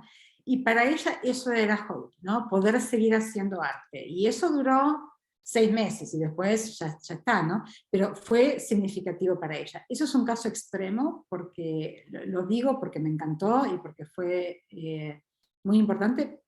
Obviamente no tenemos el tiempo ni la disponibilidad de ir a la casa de cada paciente, pero en ese caso fue eso, ¿no?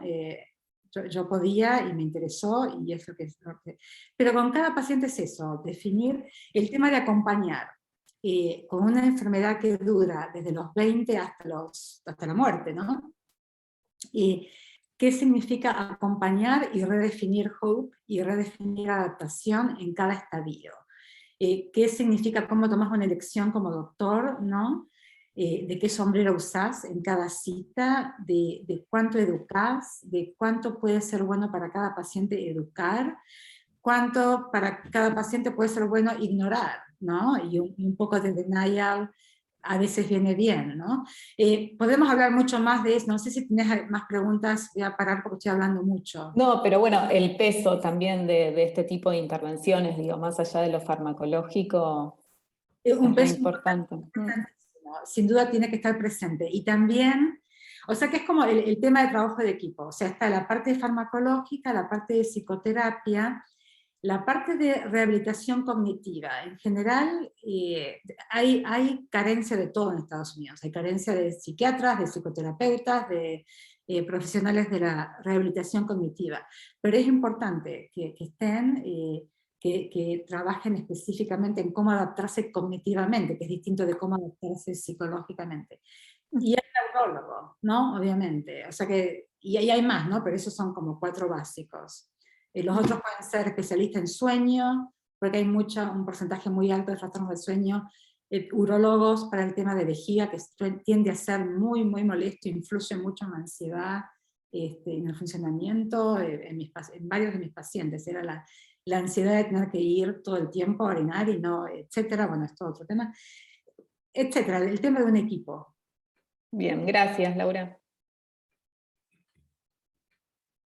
Y yo iba a mencionar una pregunta que había aparecido en el chat, que hizo Marcela. Marcela, si vos querés hacerla, si no la transmito, que pregunta sobre la importancia del tabaco en la esclerosis múltiple.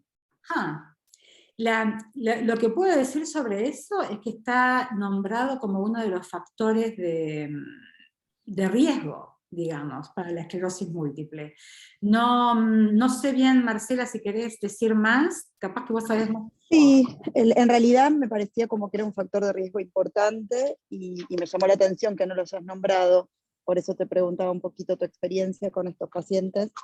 Ajá. No ha surgido mucho con mis pacientes, sinceramente la prevalencia, la discusión con mis pacientes ha sido mucho más común del cannabis que del tabaco. No sé si he tenido algún paciente, sinceramente, en el que haya sido significativo. Bien. No, pero sí es un factor de riesgo para la enfermedad en sí. Sí. Bien.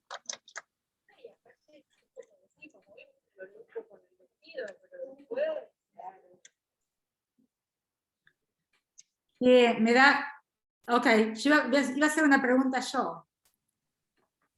Eduardo, ¿puedo hacer una pregunta yo? Por supuesto. Por supuesto.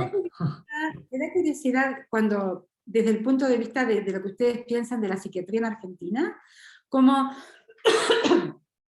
cuán comúnmente los psiquiatras tienen en cuenta los factores neurológicos. No digo ustedes en general, digamos, ¿cómo está el campo? ¿Qué piensan? Bueno, justamente nosotros en el capítulo llamamos a disertantes especialistas en neurología porque vimos, en mi caso personal también, vimos muchos pacientes con síntomas psiquiátricos que no respondían a los tratamientos farmacológicos habituales para un trastorno de pánico, para un trastorno psicótico, y que eran epilepsias temporales parciales, que hoy llaman crisis focales, ¿no es cierto? Y en la interconsulta con el neurólogo aparecía este diagnóstico, y los síntomas psiquiátricos eran provocados por la misma epilepsia, ¿no? No era un trastorno psiquiátrico primario, ¿no?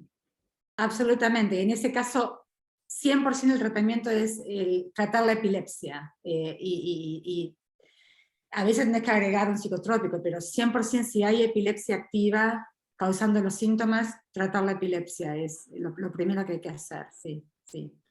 Ese es otro tema interesante, ¿y ya hablaron de epilepsia y los síntomas psiquiátricos de la epilepsia?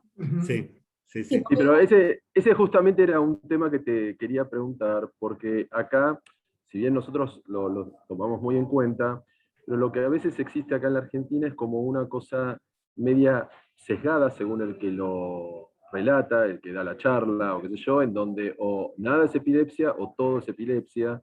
Entonces, quería saber, no sé, cómo es tu impresión trabajando en un servicio de neuropsiquiatría en relación a pacientes con sintomatología psiquiátrica causada por cuadros epilépticos, si es algo que ves comúnmente, si ves un montón de pacientes, o sea, que han sido tratados en psiquiatría durante muchísimos años y resultó que tenían epilepsia. Bueno, esa impresión me gustaría saberla, digamos. Sí.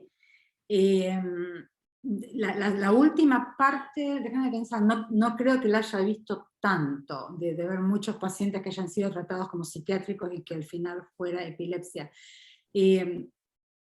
en parte, me parece a mí, que porque el factor, la presentación más episódica de la epilepsia, ¿no? Entonces es un poquito más atípico, ¿no? Es algo que, en general, una de las cuestiones, por ejemplo, uno de los diagnósticos diferenciales en neuropsiquiatría de la epilepsia es el tema del trastorno de pánico o una crisis de ansiedad causada por una descarga temporal, ¿no?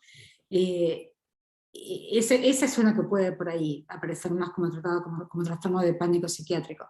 La idea de que lo más estereotipado que es, lo más como que siempre empieza igual, siempre empieza con una sensación de molestia en el estómago, siempre sube la sensación de miedo intenso, y siempre baja, como lo más estereotipado, lo más siempre igual que sea, más probable. Obviamente hacer el electroencefalograma y ver si hay actividad epiléptica, ¿no?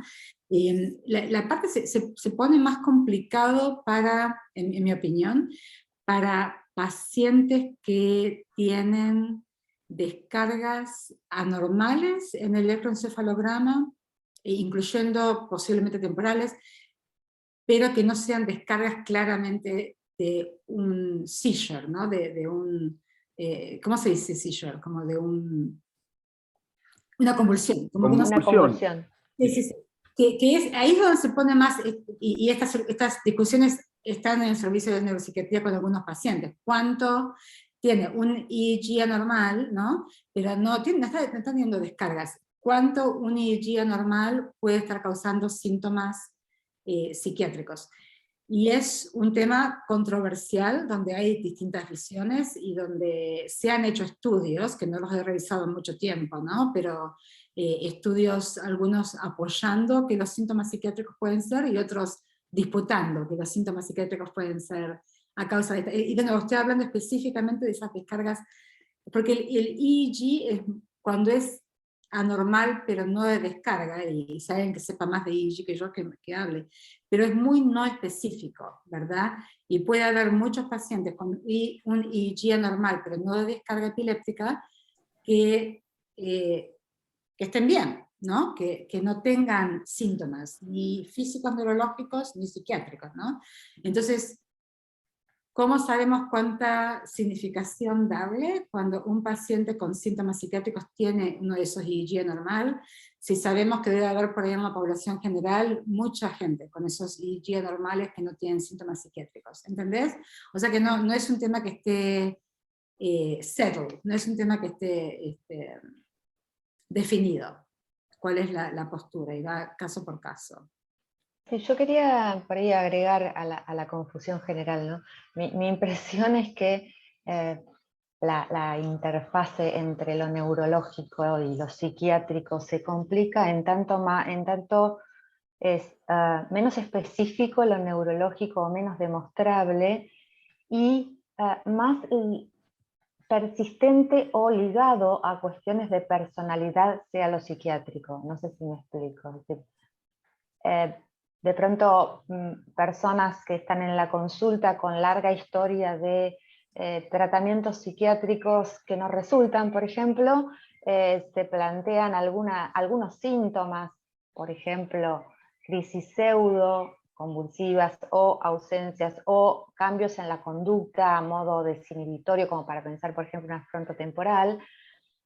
Y entonces de golpe ahí nos encontramos en una encrucijada o en un intercambio con la neurología, donde ni la neurología tiene suficiente evidencia, ni tampoco nosotros tenemos suficiente evidencia, porque por ahí esta persona ya tenía, digamos, por ahí no un trastorno psiquiátrico, sino un trastorno de la personalidad o un trastorno psiquiátrico depresivo cronificado, y esto hace que el paciente vaya como pivoteando de una especialidad a la otra. No sé si esto sucede allá también.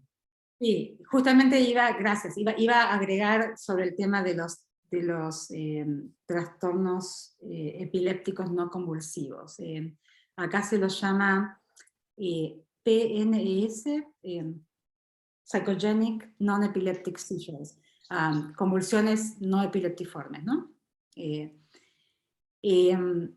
A ver, ese es un tema aparte, ¿no? Distinto de lo que estamos diciendo de las descargas afectando el ánimo o la psicosis, ¿no? Me parece que Eduardo se fue, pero un paciente que vimos en el Piñero, yo siempre me lo acordé, porque fue un paciente que tenía alucinaciones auditivas, y resultó que eran por descargas epilépticas, ¿no? Y mejoraron cuando se trató la epilepsia. Pero para el tema este que vos comentás,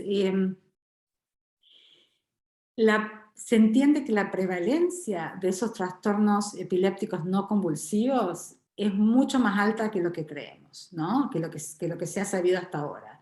Es un área en la que se está investigando y hay más conciencia año a año. Se sabe también que un porcentaje altísimo de pacientes en clínicas neurológicas tienen trastornos de conversión, ¿no? Como convulsivos o motrices, ¿no? De movimientos anormales que son conversivos. ¿Cuántos de esos son detectados? Depende de cada clínica y cuánto los neurólogos tengan esto en cuenta, ¿no? O sea que ni siquiera llegan a la psiquiatría, ¿no? Como que ponele, y es alto, no me acuerdo ahora, pero poner un 10, 20% de pacientes en una clínica neurológica tienen problemas conversivos que no han sido detectados. Y también se sabe que los pacientes pueden tener los dos. Un mismo paciente puede tener convulsiones epilépticas y convulsiones no epilépticas, ¿no? El standard of care, lo que se considera acá ideal para el tratamiento de esos pacientes, primero para el diagnóstico, es lo que se llama el Long Term Monitoring, EEG, que es que se los interna en la unidad de monitoreado a largo tiempo del electroencefalograma, y se les hace un electroencefalograma de varios días, en el cual, a la vez que tienen las leads, ¿no? Para el electro, están bajo video, ¿no? Y entonces se ve si hay, primero, y se los trata de retirar, si se considera safe, de los anticonvulsivos, ¿no? Y se trata de ver si se espera que tengan una crisis, porque si no tienen una crisis cuando están internados, no te sirve toda esa guita que gastaste de 3 o 4 días de internación. Que tengan una crisis, que la crisis sea como las que tienen en la casa, y se ve si hay correlación entre el EEG y la crisis, ¿no? Entonces, si alguien, y lo ideal es que alguien tenga varias crisis durante la internación, que tenga todos estos síntomas dramáticos y que no se vea nada en el EEG, tenés ese diagnóstico, ¿no?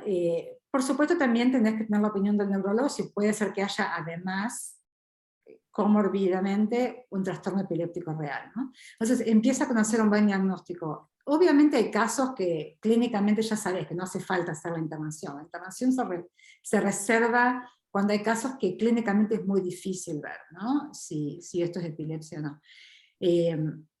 Y el tratamiento tiene que ser integrado. Lo ideal, y hay estudios sobre esto, estudios pequeños, ¿no?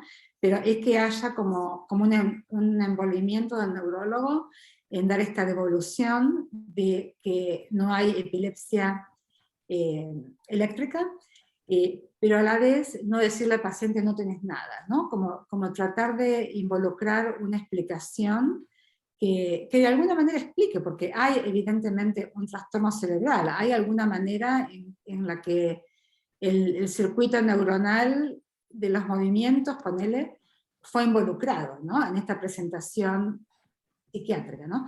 Entonces dar una explicación posible, ¿no? Que valide la experiencia y que eduque sobre qué es un trastorno epiléptico, trastorno convulsivo no epiléptico, digamos, ¿no? Y dar una explicación de los factores que se considera que están asociados con eso. La investigación hoy en día involucra cuestiones de historia de trauma, no es que todo el mundo tenga que tener, ¿no? Pero más probable que ocurra en alguien que tiene historia de trauma, ¿no? Más probable que ocurra en alguien que tenga dificultades de aceptar la experiencia emocional, ¿no? Y que haga, es como que volvemos a la conversión de Freud, ¿no? En vez de procesar las cosas emocional y verbalmente, hay como este circuito, este transference, ¿no? De represión y conversión, ¿no? Es como otra manera de explicar lo mismo en base a neurocircuitos, ¿no? Que hay neurocircuitos que están disociando, ¿no? Y transformando la experiencia. Siento que estoy hablando mucho, pero eso es básicamente el diagnóstico. No, te agradezco mucho la explicación. Yo me tengo que disculpar porque tengo que ir a abrir otro Zoom, así que lo dejo a Damián a cargo. Así que un gusto. Un gusto para mí Muchísimas también. gracias. Siguen un ratito, si quieren, con Damián, unos minutitos. Sí, seguimos unos 3-4 minutos más. Me cuenta Laura que a las 12 arranca un curso que organiza el capítulo. Buenísimo. Es un curso de posgrado y que algunas personas acá van para allá. Hay muchas personas allá. Por eso. Y eso lo terminamos en breve. No sé si alguien más quería hacer alguna pregunta. No es que hablas mucho, está bien, está muy bueno, es lo que queremos. Bueno, gracias por que surja este intercambio.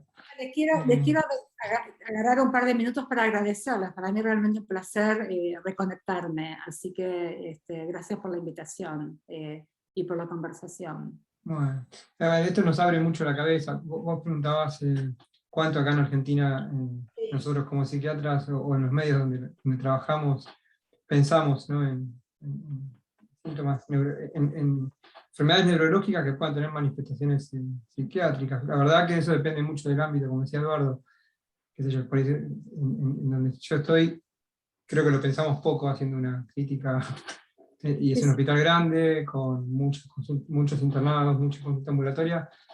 No sé cómo Vicky está en Alvear, como Eduardo, pero es difícil porque muchas veces por el sesgo que hay psicológico, psicologizar mucho de los síntomas psiquiátricos, a mí me ha pasado de que me digan, no sé, esto no es una epilepsia o esto no es una esclerosis múltiple, o sea, muy de psicologizar Claro. los síntomas, ¿no? Más allá de que hay una comorbilidad. ¿Qué es comorbilidad? Porque, bueno, comorbilidad sería como dos cosas bien separadas. Si no, sería una manifestación secundaria a la enfermedad. Y ahí es donde en psiquiatría nosotros hablamos de comorbilidad, y en realidad comorbilidad como superposición, que no es comorbilidad. Exacto. Entonces eso es lo que nos pasa mucho acá.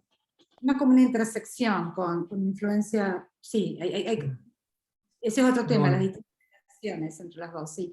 Pero sin duda para mí la idea sobre todo con los residentes, para la generación, como de seguir educando, y no desde un punto de vista dogmático, de que eso es psicología, o neurociencia, ¿entendés? Eso, yo nunca fui dogmática, ni cuando estaba en el Piñero estudié a Lacan y todo, pero nunca fui dogmática. Y creo mucho en eso, en seguir aprendiendo en paralelo y abrir la cabeza. Sobre todo para los casos que nos perdemos, que son muy obvios, ¿no? Como que puede ser una demencia frontotemporal, o la enfermedad de cuerpos de Lewy body, que presenta con alucinaciones visuales. Como que hay ciertas cosas como que son como muy grosas, ¿no? Que es importante que estemos educados. Otras, bueno, son más sutiles, nos puede pasar a todos en medicina. Sí, no, y brindarle la oportunidad de otra vida a veces, porque por ahí con una intervención, con un buen diagnóstico, hace un buen tratamiento, y eso hace la diferencia entre que esté internado crónicamente o que esté con un tratamiento crónico con antipsicótico, con antidepresivo, pero es otra cosa, ¿no? Pero bueno, por eso estamos en estas actividades de difusión, ¿no? Justamente para que se piense. Bueno, creo que vamos a dejar acá. Ahí está Eduardo para cerrar. Justo, se conectó para cerrar. Bueno, no, sí, bueno, te súper agradezco, Laura, estuvo muy interesante y la verdad que está muy bueno y nada, estuvo bárbaro haber podido tenerte entre nosotros, y espero que este sea como el inicio de alguna otra serie de charlas que puedas dar sobre este tema. Lo digo en serio, lo único que no me ofrezco mucho es para preparar muchas charlas nuevas que no tenga, pero para conversar y algunas charlas de unos temas más me parece buenísimo. Y después te mando un par de links, Eduardo, de un par de cosas que les puede interesar. Bárbaro, buenísimo. Bueno, un beso grande y muchas gracias. Y gracias a todos. Gracias. A todos, que nos encontramos el último sábado de noviembre. ¿Sí? Gracias. Hasta luego. Chao. Hola, Laura, muchas gracias. Encantada. Gracias.